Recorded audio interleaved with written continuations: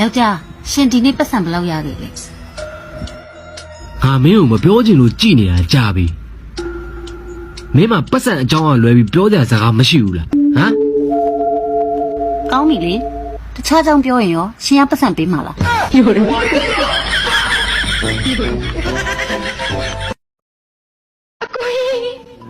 ဆိုပါတော့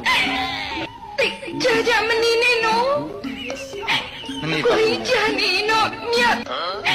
လင်ငယ်နေပြည့်မယ် 哎呦我的妈！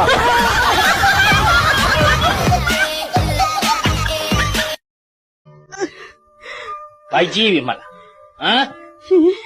လူသိရှင်ကြားညာပြီးခလေးလိုချင်လို့ညောင်မင်းမှာသားစုပန်တော့ရုပ်ကစိုးကဘယ်ကြောင်အိတ်နေမှမသိခိုးစားထားမိလို့မဖြစ်ပါစေနဲ့ဖယားမဖြစ်ပါစေနဲ့ဖယားလို့တပွားပွားဆူတောင်းနေကြကြည့်ပြီမယ်မင်းကြီးမဘိုက်က ကျမမိုက်ဖြစ်ပါကိုကြီးရဲ့ အာ လောကကြီးမှာသေပွင့်မရှိမှ အိုးတော်သားနင့်မိုက်ပြစ်နဲ့နင်သေးတာအကြောင်းမဟုတ်အပြစ်မဲ့တဲ့ခလေးတော့မွေးခဲ့အောင်လူကြီးတဏှာထတာနဲ့ခလေးမตาဘဝငါအရောက်မခံနိုင်ရောက်เสียဘာမှမလို့ သေပွင့်သာသေလိုက်ချင်တော့တာပဲကိုကြီးရဲ့ အာ သေပွင့်ရင်သွေးလေးကိုမထိခိုက်စေချင်ပါဘူး ။အိုးနင်းသေးပြီးတော့ဘိုက်ဒီတိုင်းထားခဲ့လို့ဘယ်ရမလဲဟာ။ဖြစ်ရဲရင်မွေးရဲရမှာပေါ့။ဘိုက်ရှိအောင်နေတတ်ရင်ဘိုက်ကိုလုံခြုံအောင်ထိန်းတတ်။ဘိုက်အကြောင်းတော့ငါနာ